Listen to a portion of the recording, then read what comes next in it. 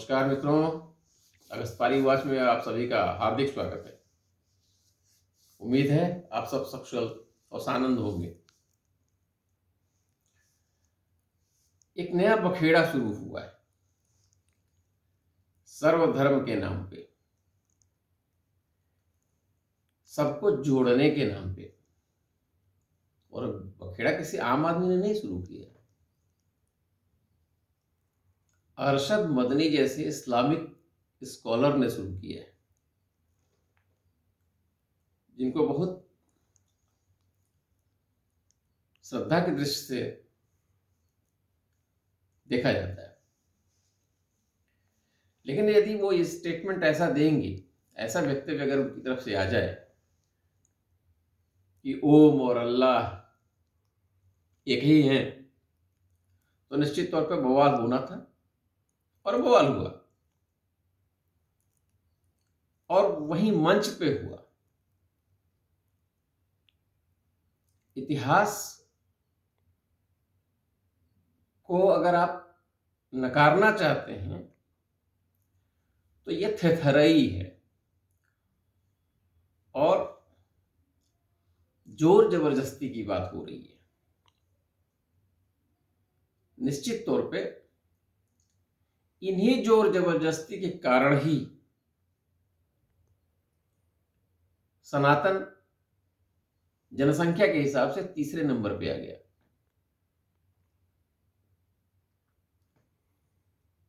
नहीं तो शब्द ही बताता है कि सनातन है जो सदा से चला आ रहा है, इसीलिए वो पहले नंबर का धर्म है। धर्म तो वही है पूरे दुनिया में, जहां भी कोई पैदा हुआ है, जहां भी कुछ है। जब पृथ्वी ही ईश्वर ने बनाई, जब मनु ही सबसे पहले पैदा हुए, शत्रुपा आई, जब ब्रह्मा विष्णु महेश के कॉन्सेप्ट को आप कैसे नकार सकते हो? आप मदनी साहब कह रहे हैं कि ब्रह्मा विष्णु महेश का कोई कॉन्सेप्ट नहीं। गजब बात कर रहे हैं। बिना बनाए बन गई है पृथ्वी। वैसे ही जैसे आप बता रहे थे कि चपटी है पृथ्वी, भगवान ही मालिक है आप लोगों का, बता रहे।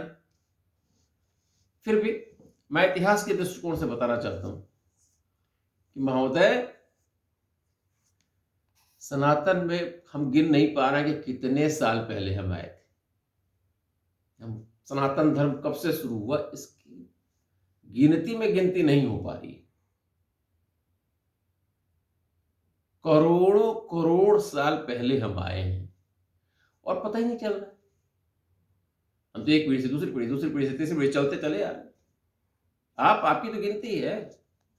चलो, और सनातन से निकले हुए जो हमारे संत हैं, सनातन में कितनी अच्छी बात है ना, कोई अगर बुराई है तो हम उसकी आलोचना कर पाते हैं। हमारा कोई संत उससे एक विलग बात कह पाता है कि आप ये अच्छा नहीं कह रहे हो, ये ठीक नहीं है, मैं एक नया सिद्धांत प्रतिपादित करता हूं, एक नया तरीका देता हूं।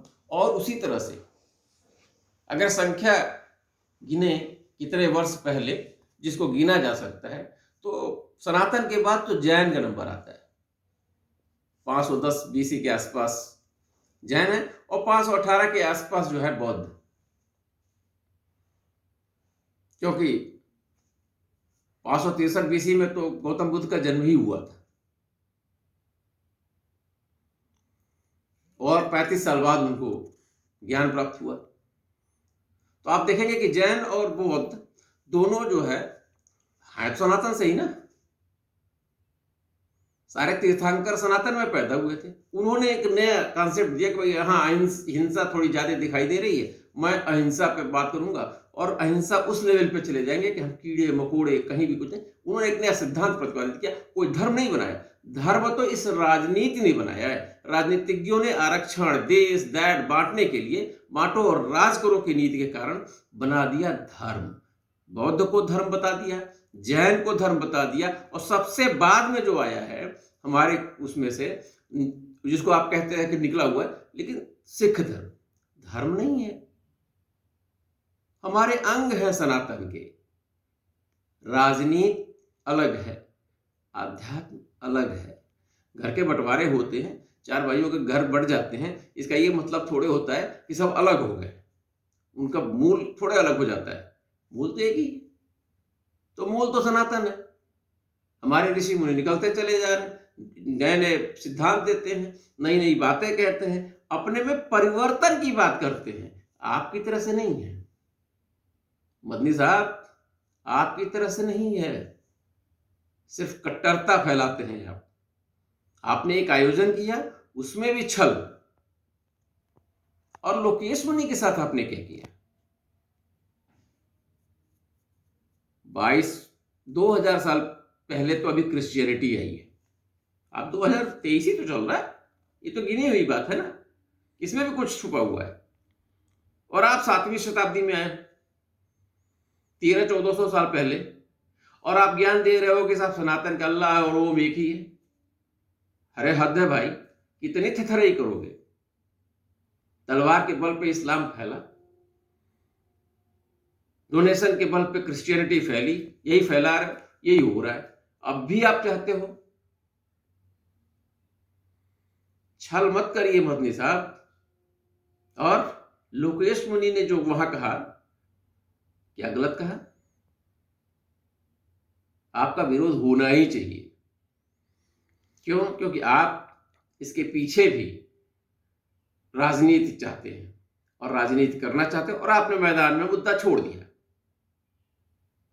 आपने मैदान में मुद्दा छोड़ा, पूरा देश अब आज आपके ऊपर बहस कर रहा है। अभी तक बियाबान में आप खो गए थे, कोई पूछ नहीं रहा था आपको, लेकिन एक छोटे से आयोजन ने आपको फिर लाइमलाइट में ला दिया। आप यही चाहते थे शायद। और लोकेश मुनि के साथ जो दुर्व्यवहार किया गया, वहां पुलिस न होती तो शायद उनकी जान को खतरा भी हो सकता है। यही है आतिथ्य। आप इस देश पे बताते हो कि आप जितना हमारा है उतना, जितना मदनी साहब का है उतना ही दूसरों का है, या जितना मोदी का है उतना ही मदनी साहब का है, तो यही है आतिथ्य कि लोकेश मुनि के जान का खतरा हो जाए वहां पे। और हमारे जो ऋषि संतों को आपने वहां बुलाया है, उनके साथ आप बदतमीजी करें वहां बैठ के, आपके लोग बदतमीजी करें। छी है ऐसे। इन राजनीतिज्ञों ने सनातन को इतने टुकड़ों में विभाजित कर दिया, मत प्राप्त करने के लिए, वोट प्राप्त करने के लिए, कि आपको मौका मिल गया है। अन्यथा मुंह छुपाने की जगह नहीं मिलती आपको। बिल्कुल सबको साथ रहना चाहिए। सनातन कह रहा है, सह अस्तित्व की बात कर रहा है।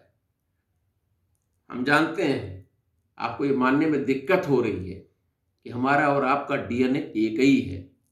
महोदय, हिंदुस्तान में, पाकिस्तान में, अफगानिस्तान में, बांग्लादेश में इस्लाम नहीं था।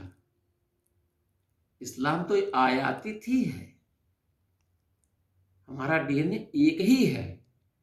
ठीक है, आपने चूल्हा अलग जला लिया, जलाए रखिए, लेकिन उससे आग मत लगाइए। उससे अच्छे व्यंजन बनाइए और बिरयानी खाइए। समझे ना? सहअस्तित्व की बात कीजिए। बिल्कुल ठीक है। क्या कहा लोकेश मुनि ने आपके मंच से? शिक्षा दीजिए, शिक्षा। हम ज्ञान की बात करते हैं, हम अध्यात्म की बात करते हैं, हम लोगों के विकास की बात करते हैं। हम कट्टरता नहीं फैलाते, कोई कट्टरता नहीं फैलाता। हमारे किसी ऋषि संत पे आप उंगली उठा के दिखाइए जिसने ये कहा हो कि नहीं साहब, आप किसी सनातन को हमारे ही स्टाइल में मानिए। आप मानिए ना मानिए, आप सनातनी हैं, पैदा हुए हैं हमारे यहाँ, बात खत्म। आपकी इच्छा पे है, आपकी मर्जी पे, थोपना नहीं है। लेकिन आप